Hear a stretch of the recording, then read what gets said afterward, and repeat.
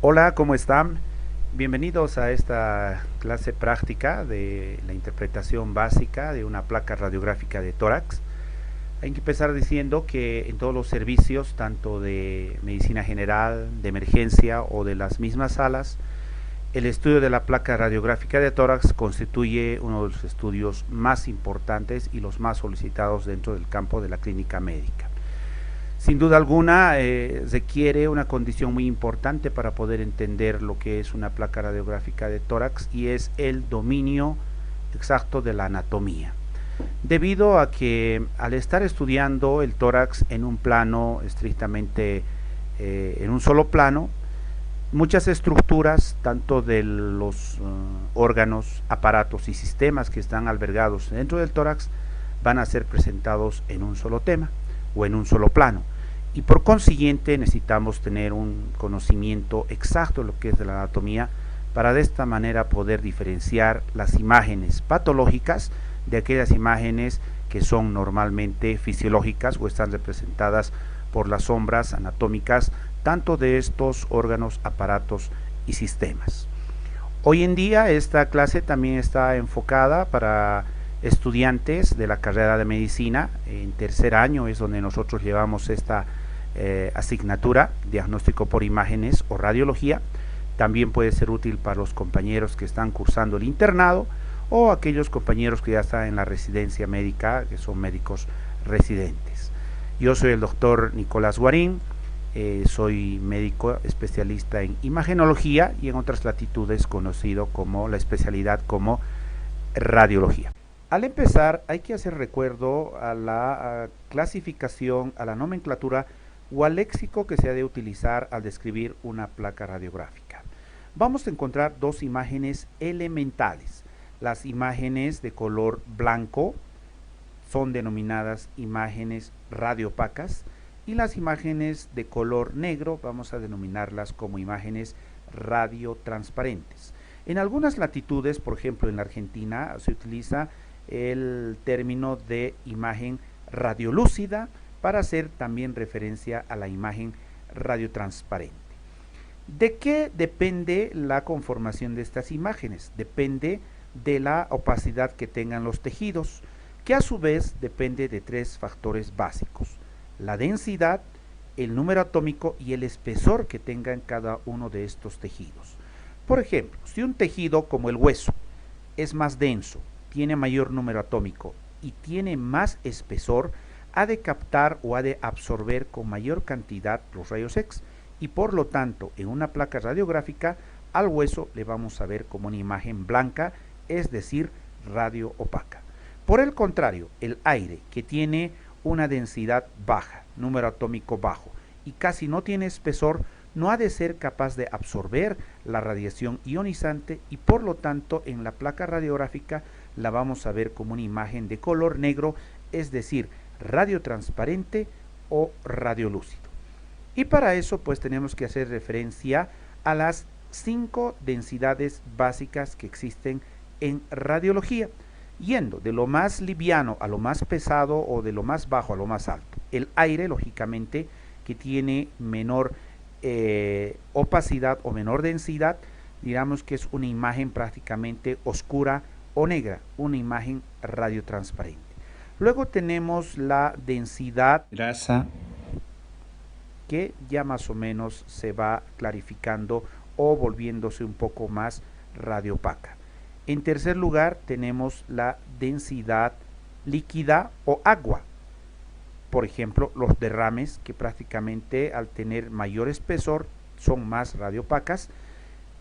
En cuarto lugar encontramos a la densidad ósea, al hueso o a las calcificaciones, que se ven prácticamente blancas, radiopacas. Y finalmente la quinta densidad sería lo más espeso, lo más opaco, que son los metales o los cuerpos extraños metálicos o los implantes metálicos, que prácticamente están brillando en una placa radiográfica porque son muchísimo más blancos. Es una densidad metálica muy fuertemente radio opaca. Vamos a entrar ya a lo que son las generalidades en la interpretación de la placa de tórax. El continente y el contenido. El continente Bueno, esto, aquellas estructuras que van a rodear al tórax y van a constituir el límite del tórax.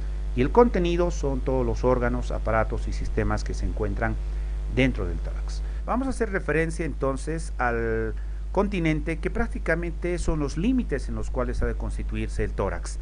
Hacia la parte anterior, pues encontramos que está constituido por el esternón, el cual prácticamente en una vista frontal se puede observar únicamente a nivel del manubrio esternal y también las articulaciones esternoclaviculares. El resto del esternón en vista frontal, tanto el cuerpo como la punta, no se pueden observar porque se fusionan con la sombra radiológica que proyecta el mediastino. En una proyección lateral, este límite anterior dado por el esternón es prácticamente muy bien identificado, tanto en la parte del mango, el cuerpo y la punta del esternón. Hacia la parte posterior, el tórax está limitado por la columna dorsal en sus cuerpos vertebrales. Hacia los laterales, tanto a la derecha como a la izquierda, el tórax se está cerrando prácticamente o está siendo cubierto por los arcos costales, que como sabemos son en número de 12 a cada lado, que constituyen 12 pares, de los cuales los primeros del 1 al 7 terminan a través de su cartílago articulándose con el esternón. El número 8, 9 y 10 han de constituirse y fusionarse en un solo cartílago, y el número 11 y 12 van a constituir las costillas flotantes, ya que no llegan a tomar contacto o articulación con el esternón. Hacia la parte superior, el tórax está prácticamente cerrado por lo que son los músculos del cuello, la base del cuello y todo lo que constituye la cintura escapular. Y finalmente en la parte inferior, dividido por el diafragma entre la cavidad torácica y la cavidad abdominal. Recordemos que el diafragma es un solo músculo, grueso e importante, pero que radiológicamente nosotros lo vamos a dividir en dos mitades exactas, el hemidiafragma derecho y el hemidiafragma izquierdo, visto también en una proyección lateral, y que un poquito más adelante pues vamos a hacer la diferenciación radiológica entre el que es un diafragma derecho y un diafragma izquierdo, sobre todo en una presentación como decíamos lateral. El contenido, pues hay que considerar todas aquellas estructuras que están albergadas dentro del tórax. Para esto podemos recurrir a la división clásica, que es la división anatómica del mediastino, y recordemos que una vista frontal podemos dividir en un mediastino superior y en un mediastino inferior, mientras que en una proyección lateral el mediastino se divide todo aquello que queda por delante del área cardíaca en mediastino anterior, el área cardíaca como tal en mediastino medio y lo que queda por detrás del área cardíaca en mediastino posterior. También existe el mediastino superior en la proyección lateral. Y en la parte del mediastino, la sombra que proyecta mayor espacio es el área cardíaca. Hacia los lados del mediastino encontramos imágenes radiotransparentes heterogéneas constituidas por los campos pulmonares, que al estar llenos de aire por la presencia del aire en los alvéolos nos ha de dar a esta imagen básica e importante, que es de una imagen radiotransparente. Vamos a hacer un poco de énfasis en lo que es los campos pulmonares, porque esta primera parte introductoria la vamos a analizar en lo que constituye prácticamente el aparato respiratorio. En una segunda clase seguramente vamos a ver lo que es ya el área cardíaca, el corazón y los grandes vasos. Recordemos que los pulmones son órganos pares situados en la cavidad torácica, los cuales están divididos prácticamente a través de las cisuras en lóbulos, y en el lado derecho encontramos el lóbulo superior, el lóbulo medio y el lóbulo inferior, mientras que en el lado izquierdo solamente encontramos el lóbulo superior y el lóbulo inferior. La división anatómica de los lóbulos en sus respectivos segmentos se hace siguiendo la ramificación bronquial, es decir, que los bronquios se han de dividir, un bronquio grueso, por ejemplo, dirigiéndose hacia el lóbulo superior derecho, otro segmento del bronquio hacia el lóbulo medio y otro hacia el lóbulo inferior, y lo propio en el lado izquierdo, que es el lóbulo superior y el lóbulo inferior. Entonces hay que tomar en cuenta, les decía, la división o la segmentación anatómica de los bronquios para de esta manera tener la sistematización, la división de lo que son los lóbulos y los segmentos. Sin embargo, desde el punto de vista radiológico y para tener una mejor interpretación de las imágenes, tenemos una otra nomenclatura que es la segmentación radiológica de los pulmones. En la segmentación radiológica de los pulmones, que nos es útil para una proyección frontal, vamos a encontrar 7 segmentos. El primer segmento es aquel que se encuentra localizado por encima de la clavícula.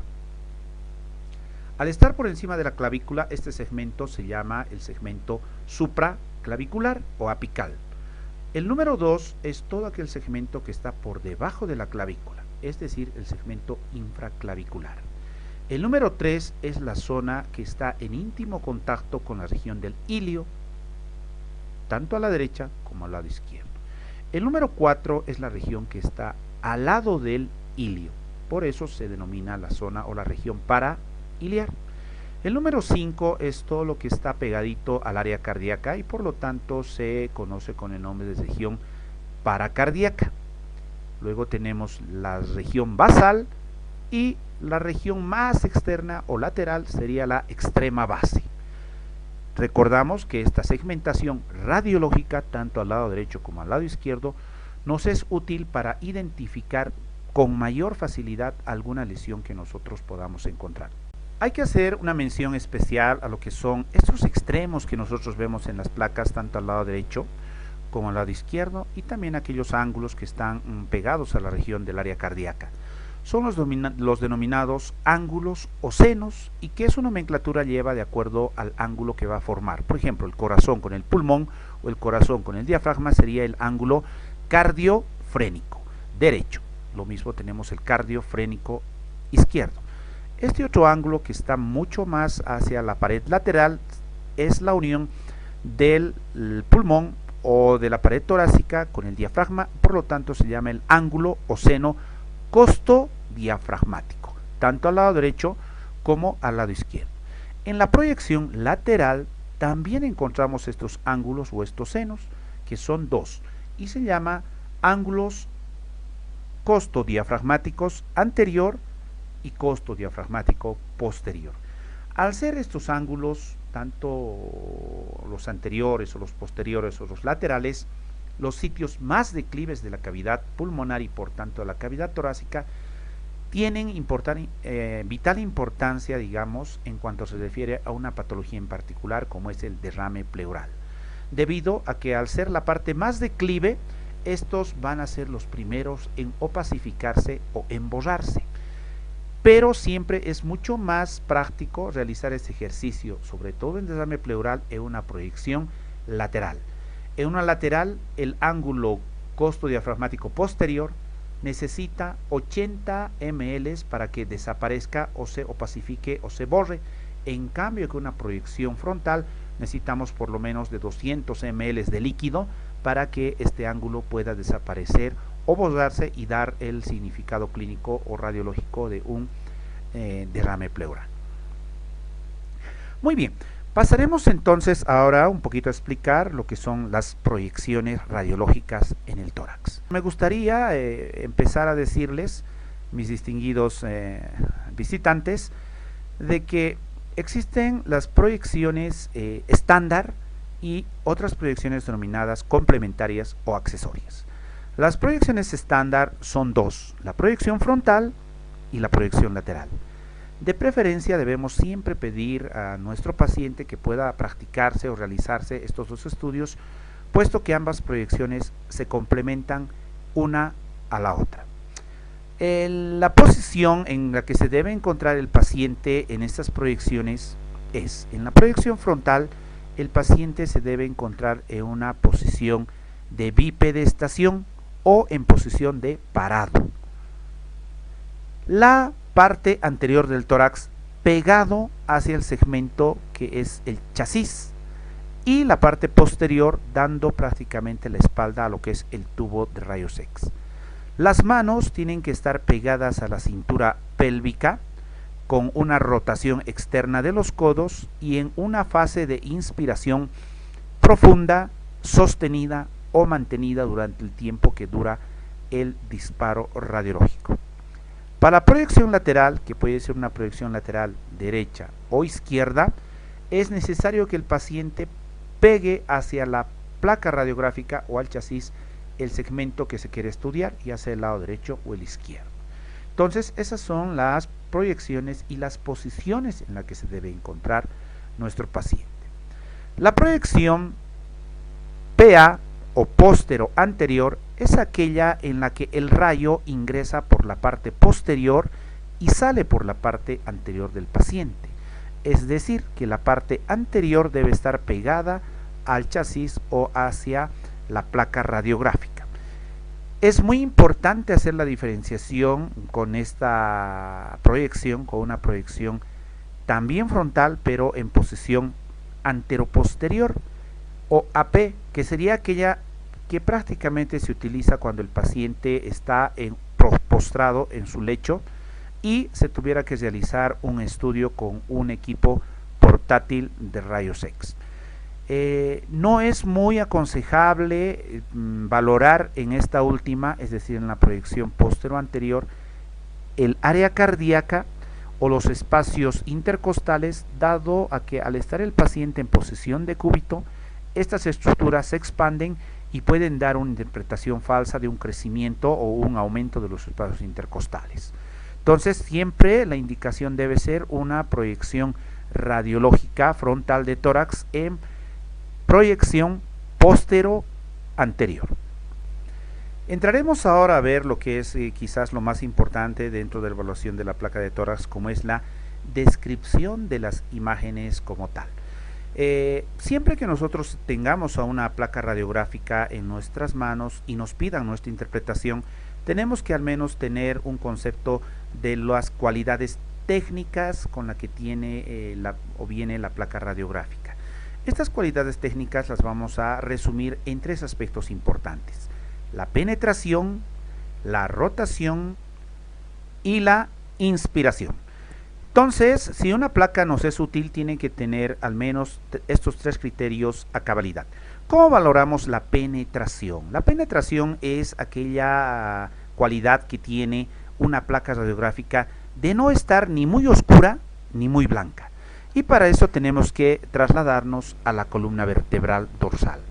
Una placa está técnicamente bien tomada cuando apenas logramos ver el primero, segundo, tercer y cuarto cuerpo vertebral de la columna dorsal. De allá para abajo no tenemos que observar la columna vertebral, puesto que si nosotros observamos la columna vertebral es una placa muy penetrada y por lo tanto los campos pulmonares se van a ver muy negros, muy oscuros, y alguna lesión en particular pudiera pasar desapercibida. Por el contrario, si una placa es muy blanda y no está bien penetrada, nos ha de mostrar una placa de densidad de tejidos blandos, es decir, una placa muy tenue en donde no nos ha de permitir tampoco poder valorar algunas patologías dentro de los campos pulmonares. La rotación es muy importante porque si un estudio está rotado o con el paciente girado, también nos ha de mostrar una asimetría entre los campos pulmonares. La manera más fácil o correcta de poder verificar esta rotación es trasladándonos a las articulaciones esternoclaviculares, tanto derecha como izquierda.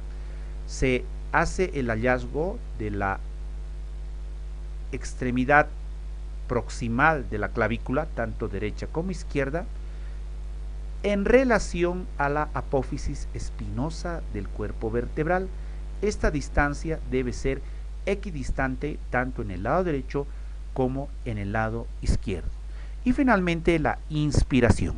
Si una placa no está muy bien inspirada, porque decíamos que la placa radiográfica tiene que tomarse en una inspiración profunda, y si esta inspiración no es la adecuada, nos ha de mostrar unos campos pulmonares reducidos de tamaño, no van a estar expandidos, una apariencia falsa de que los espacios intercostales se encuentran disminuidos o que el volumen pulmonar se encuentra disminuido. Entonces, un factor también muy importante que nosotros debemos conocer como médicos para poder un poquito orientar al técnico es que para tomar la placa radiográfica de tórax tanto frontal como lateral, no es lo mismo tomar una placa radiográfica a un paciente del sexo, por ejemplo, femenino y masculino, a un longilíneo que a un brevilíneo, o a un paciente adulto que a un paciente niño. Hay tres factores técnicamente también hablando en cuales se tiene que ajustar o calibrar. Estos tres factores son el kilovoltaje, el miliamperaje y el tiempo que está siendo expresado en segundos. Se refiere al tiempo de exposición a los rayos X. Entonces, dependiendo del juego de estos tres factores técnicos, nosotros vamos a obtener una placa radiográfica técnicamente correcta y también técnicamente valorable si cumplen los principios de penetración, de rotación y de la fase de inspiración en la que el paciente se ha de encontrar el momento de ser realizado la placa. Inmediatamente ya podemos entrar a lo que es la semiología radiológica, es decir, la descripción de las imágenes que nosotros encontramos en una placa de tórax. Y para esto es importante remarcar un aspecto: hay que tener una sistematización, es decir, un ordenamiento. Todas las placas radiográficas de tórax que nosotros tengamos que estudiar tienen que seguir un orden, una secuencia. ¿Y esto para qué nos sirve? Nos sirve para que ninguna de las estructuras, ya sea de partes blandas, órganos mediastinales, diafragmas, etcétera, etcétera, quedan sin ser estudiadas. Si nosotros vamos en un desorden, no vamos a terminar, o alguna vez se nos ha de pasar alguna estructura sin ser estudiada. Hay algunas escuelas que indican hay que estudiar la placa radiográfica yendo de fuera hacia adentro, y otras que indican estudiar la placa radiográfica de la parte de adentro hacia afuera. Particularmente yo estudio de la parte de afuera hacia adentro. Vamos a seguir ese ordenamiento. Entonces, la parte más externa lógicamente está constituida por lo que es la piel, el tejido celular subcutáneo y los músculos, los cuales sí proyectan sombra radiológica. Por ejemplo, la sombra que se proyecta a nivel de los huecos axilares. También la sombra que proyectan tanto los pliegues cutáneos como los músculos en la región del cuello. Muy importante cuando hay un enfisema subcutáneo valorar en ese orden. Posteriormente podemos ingresar y seguimos adentrándonos a la placa para ver lo que es el tórax óseo. Vamos a ver las clavículas, que deben tener sus dos extremos completos, tanto sus epífisis distales, las mediales, su diáfisis en ambos lados, las articulaciones esternoclaviculares, las articulaciones acromioclaviculares, las articulaciones del hombro o las glenohumerales, tanto a la derecha como a la izquierda. Posteriormente encontramos los omóplatos. ¿No es cierto? Que se dice también que una placa está muy bien tomada cuando los omóplatos están fuera de los campos pulmonares, tal como sucede en este caso. Viene por acá el borde medial y no entra prácticamente a opacificarnos lo que es el pulmón. Y en este otro lado sí un poquito centro, pero bueno, nos es útil todavía la placa para poder ser valorada y ser estudiada. Tenemos que estudiar los arcos costales, tanto a la derecha como a la izquierda. Los arcos costales, los que mejor se ven en una placa radiográfica son estos, los arcos costales posteriores. Pero también tenemos que observar los arcos costales anteriores, que tienen otro trayecto, que va de arriba hacia abajo. Miren, el primer arco, el segundo arco, el tercer arco, el cuarto arco, el quinto, el sexto, séptimo y octavo, tanto a la derecha como a la izquierda. Nuevamente vamos a encontrar los posteriores, el primer arco posterior, el segundo posterior, tercero, cuarto, quinto, sexto, séptimo, octavo, noveno. Incluso hasta el noveno visto, y el trayecto que tienen son totalmente diferentes. El posterior es un trayecto más recto, y en cambio el anterior es un trayecto más oblicuo de arriba hacia abajo, tanto al lado derecho como al lado izquierdo, en donde se debe ver simétricamente. También hay que estudiar junto con esto los espacios intercostales. Los espacios intercostales también tienen que tener la misma apertura, tanto en el lado derecho como en el lado izquierdo. Seguimos entrando un poquito más y nos encontramos con el mediastino superior y el mediastino inferior. La mayor parte del mediastino está representado o ocupado por el área cardíaca o el corazón y nos ha de dar lo que son los bordes mediastinales, tanto el borde mediastinal derecho como el borde mediastinal izquierdo. Ambos bordes no son unas líneas rectas, más bien presentan indentaciones, prominencias, convexidades, concavidades, que están representadas por distintos órganos, principalmente del corazón y los grandes vasos, que en un segundo video les voy a mostrar, o en una próxima clase vamos a analizar lo que es ya los bordes mediastinales. Luego entramos a estudiar los pulmones, los campos pulmonares. Si ustedes se dan cuenta, los pulmones presentan un patrón prácticamente radiotransparente. ¿Y por qué es radiotransparente? Por la presencia del aire que se encuentra albergado en los alvéolos. Pero esta radiotransparencia, si podemos hacer un zoom, un acercamiento, no es una radiotransparencia homogénea, es una radiotransparencia heterogénea. Entonces, el pulmón no es un globo grande lleno de aire, el pulmón son millones de globos llenos de aire, es decir, globos pequeños que están llenos de aire, y por eso se encuentra una radiotransparencia heterogénea. La radiotransparencia está dada principalmente por el aire contenido en los alvéolos, y la heterogeneidad se encuentra dado básicamente por las paredes de los vasos pulmonares, tanto en su conformación arterial como en su conformación venosa. Pero a su vez existe un tejido intersticial que está sujetando a todo lo que son los alvéolos, que es la trama intersticial, que también se ve radioopaca. También existe la trama o la ramificación bronquial, que llega incluso hasta la punta más lejana de lo que es el seno costodiafragmático, y por lo tanto esa radiotransparencia heterogénea va a estar presente en todo lo que es el campo pulmonar. Entonces hay que tener en cuenta siempre de que pese a que la mayor imagen que predomina en los pulmones es la radiotransparencia, es una radiotransparencia heterogénea. Pasamos a estudiar los hilios pulmonares, ya que está en la parte central, tanto a la derecha como a la izquierda. Y estos hilios pulmonares proyectan sombra radiológica radioopaca. Los hilios anatómicamente están constituidos por los bronquios, es la entrada de los bronquios, las arterias, las venas, los ganglios linfáticos y también la circulación linfática, ¿no es cierto? De estas estructuras que hemos mencionado, la arteria pulmonar es la que ha de dar mayor opacidad o mayor sombra radiológica al hilio. Los hilios no son simétricos. El hilio derecho se encuentra un poquito más bajo en comparación al hilio izquierdo, que es un poquito más alto. También tiene que ver con esto la ramificación de la tráquea. La tráquea es un conducto aéreo que lleva el aire hacia los pulmones y que se ve como una imagen radiotransparente. Esta se divide a nivel del ángulo de la carina en bronquio derecho y en bronquio izquierdo. El ángulo de la carina más o menos tiene una medida entre 60 grados hasta 90 e incluso 100 grados considerado normal. De ahí el bronquio del lado derecho sigue un trayecto más recto y oblicuo, hacia abajo. En cambio que el bronquio del lado izquierdo más bien sigue un trayecto casi recto, horizontal, y de un trayecto un poco más corto. De esta manera decíamos que la sombra radiológica del hilio está dada por la arteria pulmonar.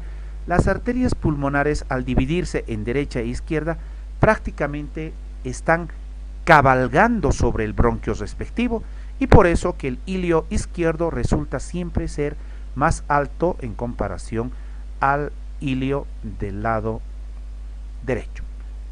Finalmente podemos mencionar lo que son los diafragmas o el diafragma, que como decíamos anatómicamente es un músculo muy importante que separa la cavidad torácica de la cavidad abdominal, pero que desde el punto de vista radiológico lo vamos a partir en dos mitades: el hemidiafragma del lado derecho y el hemidiafragma del lado izquierdo, tanto en proyección frontal como también en una proyección lateral.